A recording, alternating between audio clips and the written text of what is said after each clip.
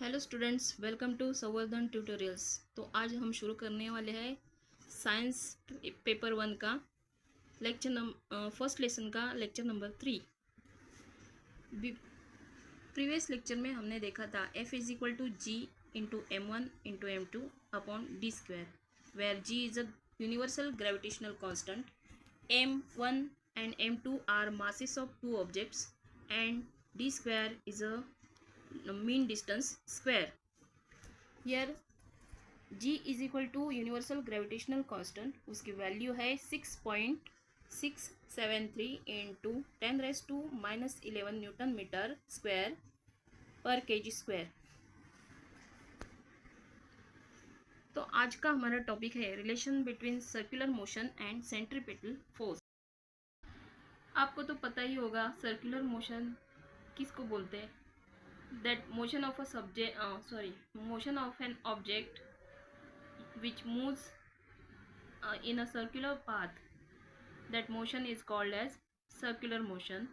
And centripetal force means the force act on an object moving along a circle and is directed towards the center of the circle, that is called as centripetal force.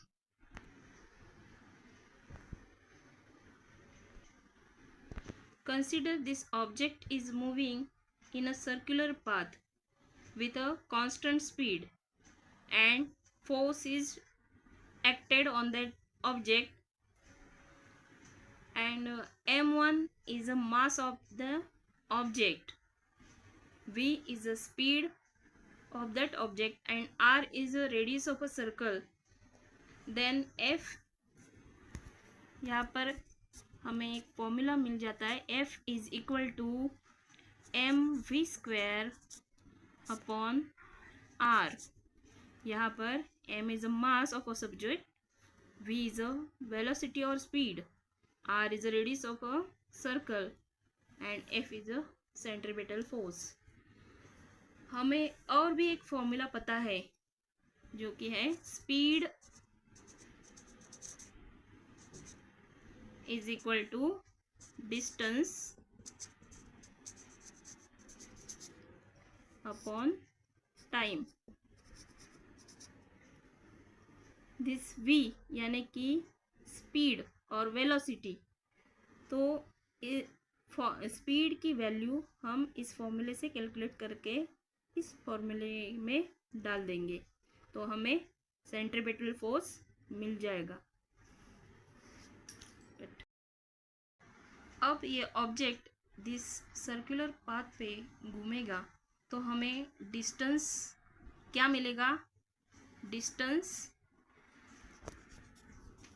Is equal to 2πr। देखो ये circle है, तो ये जो distance होता है उसको circumference कहते हैं ज्योमेट्री में, और circumference is equal to 2πr, यानी कि ऑब्जेक्ट जिस पाथ पर घूमता है उसका distance is equal to 2πr। ये वैल्यू अब हम इस फॉर्मूले में यूज करेंगे। देखो speed is equal to distance upon time, therefore v is equal to 2πr upon time t। देखो कैपिटल टी लेते हैं।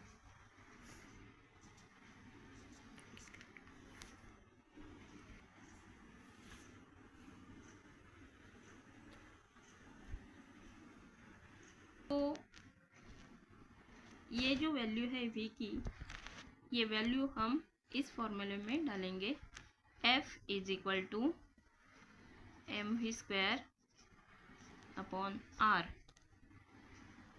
देन m v की जगह हम 2πr अपॉन टी लिखेंगे, 2πr अपॉन टी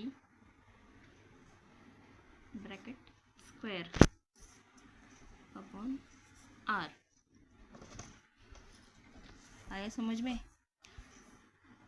अब हम क्या करेंगे, इस ब्रैकेट का स्क्वायर निकालेंगे। m 2 का स्क्वायर होता है 4 पाई square r square upon t square t square upon this r।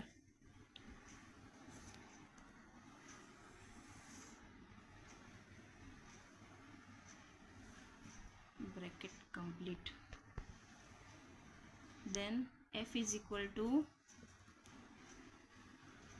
4m pi square r square upon t square upon r। अब ये r हमें नहीं चाहिए, तो हम क्या करेंगे इसको, ये r का मतलब है r अपॉन 1, तो ये जो यहाँ पे डिवाइड है वो हम यहाँ लेके मल्टीप्लाई करेंगे। 4m pi square r square upon t square into 1 upon r।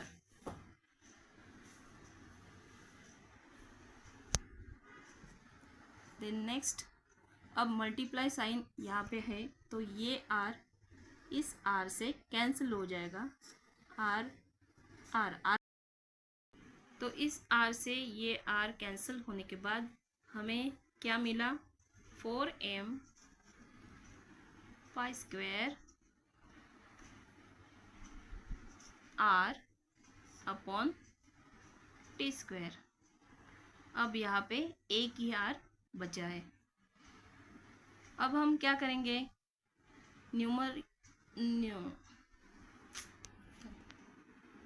तो यहाँ पे r से ये r कैंसिल हो गया और यहाँ पे ओनली एक r बच गया, तो हम क्या लिखेंगे यहाँ पे, 4m pi square r upon t square. अब हम क्या करेंगे, इसको r स्क्वायर से मल्टीप्लाई और डिवाइड करेंगे। Multiplying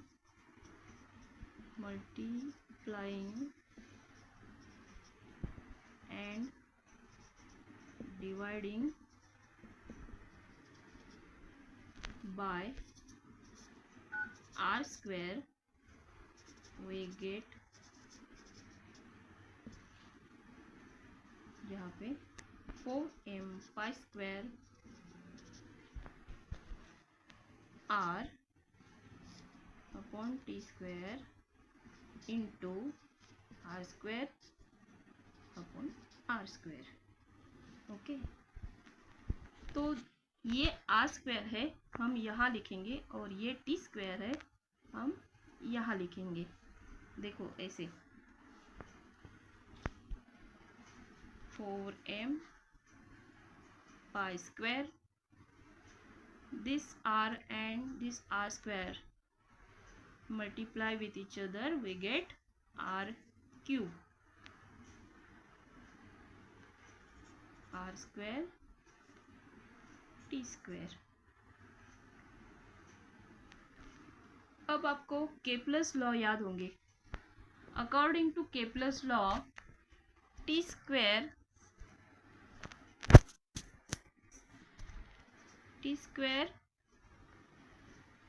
upon r cube is equal to k। यहाँ पे उसका उल्टा है, देखो r cube upon t square है, तो इसकी जगह हम क्या लिखेंगे, r cube upon t square है तो उसकी जगह हम 1 अपॉन k लिखेंगे। ये डिनोमिनेटर ऊपर गया न्यूमरेटर की जगह और न्यूमरेटर नीचे आया डिनोमिनेटर की जगह। देखो k अपॉन 1 था, ये भी 1 अपॉन k हो गया, यही लिखेंगे। 4m pi square r square into 1/k। तो हमें f की वैल्यू मिल गई यहाँ पे 4m pi square upon r square k। अब ये जो 4m pi square upon k है ये कांस्टेंट है। देखो f is equal to constant into 1/r square, यानी force is inversely proportional to the square of distance between the object. हमने देखा f is inversely proportional to the square of distance. अब हम देखेंगे न्यूमेरिकल्स यानी कि examples. Example 1, Mahendra and Virat are sitting at a distance of 1 meter from each other. Their masses are 75 kg and 80 kg respectively. What is the gravitational force between them? क्या पूछा है? Gravitational force between them. They are sitting with the distance, at the distance of 1 meter, and their masses are 75 kg of Mahendra and 80 kg of Virat. यहाँ देखो given है r is equal to 1 metre यानी कि distance 1 metre, m1 यानी कि weight of Mahendra 75 kg, weight of Virat m2 is equal to 80 kg, and universal gravitational constant g is equal to 6.67 into 10⁻⁻11 newton metre square पर kg square. अब हम देखेंगे centrifugal force यानी F is equal to G m1 into m2 upon d square. Therefore ये जो value है सबकी, ये वैल्यू हम इस फॉर्मूले में डालेंगे तो हमें क्या मिलेगा 6.67 इंटू 10⁻⁻11 इंटू पहले का वेट है 75 इंटू दूसरे का वेट है 80 अपॉन डिस्टेंस बिटवीन देम क्या है 1 मीटर यानी कि 1 स्क्वायर।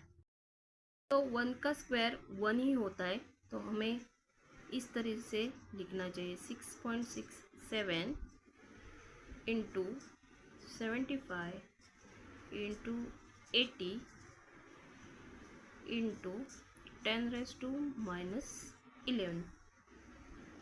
अब आपका आंसर कैलकुलेट करके आएगा 40020। ये मैंने डायरेक्टली कैलकुलेटर पर कैलकुलेट किया है। देखो इंटू 10⁻⁻11। अब क्या करेंगे हम, this is the decimal point and इस पॉइंट को हम राइट से लेफ्ट की तरफ लाएंगे। तो हम कैसे लाते हैं उसको, देखो यहाँ हम देखते हैं 40020 इंटू 10⁻⁻11। ये है आपका आंसर। तो अब क्या करेंगे, ये जो डेसिमल पॉइंट यहाँ है उसको हम एक डिजिट लेफ्ट की तरफ लाएंगे। तो 4002.0 इंटू यहाँ पे 10 हो गया और 10⁻⁻11। तो जैसे ही ये डेसिमल पॉइंट यहाँ पे मूव होगा 1 डिजिट 2 डिजिट 3 डिजिट, वैसे ही इस 1 पर 0 बढ़ेंगी, लाइक दैट 4.002 into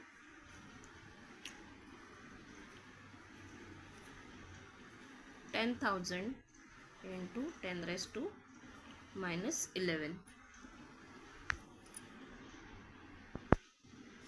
तो 4.002 इंटू, अब ये 10,000 की बजाय हम 10 रेस टू 4 लिखेंगे इंटू 10 रेस टू माइनस 11। अब हमें पता है जब बेस सेम होता है तो ये जो नंबर्स होते हैं रेज टू, उनका प्लस माइनस होता है, यानी कि एडिशन सब्ट्रैक्शन होता है। तो यहाँ पे हम लिखेंगे 4.002 into 10 raise to 4 minus 11, therefore 4.002 into minus 7। ऐसा यहाँ पे लिखेंगे 4.002 इंटू 10 रेज़ टू माइनस 7। ये हमें क्या मिलेगा, force, gravitational force is equal to, देखो 4.002 इंटू 10 रेज़ टू माइनस 11। अब हम देखेंगे सेकेंड एग्जाम्पल। ये सेकेंड एग्जाम्पल है, ये फर्स्ट एग्जाम से रिलेटेड है। तो क्या है सेकेंड एग्जाम्पल, हम रीड करते हैं। In the above example, assuming that the bench on which Mahendra is sitting is frictionless, starting with 0 velocity, what will be the Mahendra's velocity of motion towards the Virat after 1 second? Will this velocity change with the time and how? क्या पूछा है, यहाँ देखो, Mahendra's velocity of motion towards Virat after 1 second पूछा है, यानी कि महिंद्रा की फाइनल वेलोसिटी हमें निकालनी पड़ेगी। जब महिंद्रा बेंच पर बैठा था तो उसकी वेलोसिटी 0 थी, यानी कि इनिशियल वेलोसिटी 0 है। अब हम देखेंगे बोर्ड पे, तो गिवन क्या है, force on Mahindra F is equal to 4.002 into 10 raise to minus 7 N। यह हमने प्रीवियस एग्जाम में निकाला था, और उसका मास भी प्रीवियस एग्जाम में है 75 kg। तो according to Newton's second law, the acceleration produced by the force on Mahindra हमें निकालना पड़ेगा, यानी कि A की वैल्यू निकालनी पड़ेगी। तो हमें ये फॉर्मूला याद है, force is equal to m यानी कि मास इनटू a एक्सेलरेशन। तो एक्सेलरेशन हमें निकालने के लिए क्या करना पड़ेगा, फोर्स को मास से डिवाइड करना पड़ेगा, F अपॉन m। तो यहाँ फोर्स की वैल्यू हमें पता है 4.002 into 10 raise to minus 7 upon 75। अब ये वैल्यू हम कैलकुलेट करेंगे और उसका आंसर आएगा 0.05336 इंटू 10 रेज़ टू माइनस 7। अब ये डेसिमल पॉइंट हमें लेफ़्ट टू राइट मूव करना है, तो हम लिखेंगे 5.336 into 10 raise to minus 2 into 10 raise to minus 7 as it is. अब ये -2 प्लस ये -7 ऐड होंगे और हमें फाइनल आंसर मिलेगा 5.336 36 इंटू 10⁻⁹ न्यूटन मीटर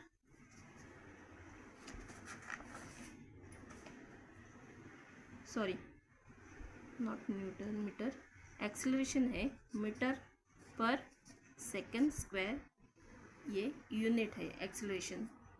तो एक्सेलरेशन हमें मिल गया 5.336, यानी कि बुक में दिया है 5.34, ये 36 के बजाय हमें 36 के बजाय 4 बुक में दिया है। क्या दिया है? 5.34 इंटू 10⁻⁹ मीटर पर second square. Using Newton's first equation, we can calculate Mahindra's velocity after 1 second. 1 second ये टाइम है। अब हमें पता है Newton's first equation of motion क्या है, वो v is equal to u plus a into t, where v is a final velocity जो हमें निकालनी है।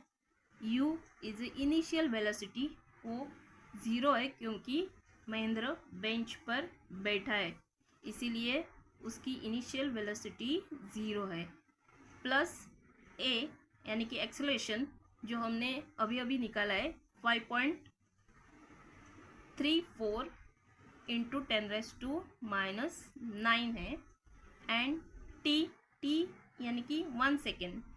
1 सेकेंड में महेंद्र विराट की तरफ मूव हुआ है, तो टाइम है 1 सेकेंड। अब हम वेलोसिटी कैसे निकालते हैं, देखो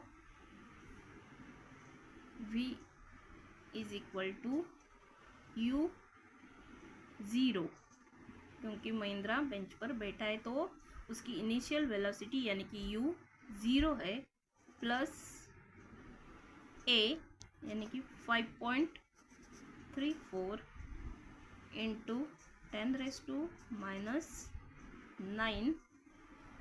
इंटू टी 1 सेकेंड, यहाँ पे लिखते हैं 1s। तो क्या हुआ 0, यानी कि यहाँ पे हम कुछ नहीं लिखेंगे, ये प्लस है इसीलिए 0 प्लस यानी कि 0। तो हमें क्या निकलना पड़ेगा 5.34 इंटू 10⁻⁹ इंटू 1। तो हमें पता है किसी भी डिजिट को 1 से मल्टीप्लाई किया तो उसका आंसर वही डिजिट आते हैं। तो 5.34 into 1 is equal to 5.34 into ये माइनस 10⁻⁹, ये है महेंद्र की वेलोसिटी आफ्टर 1 सेकेंड। हमें यहाँ पे v मिल गया। तो velocity will increase with time because of acceleration, and acceleration not remain constant because as Mahendra moves towards Virat, the distance between them will decrease, causing an increase in the gravitational force, thereby increasing the acceleration as per Newton's second law of motion।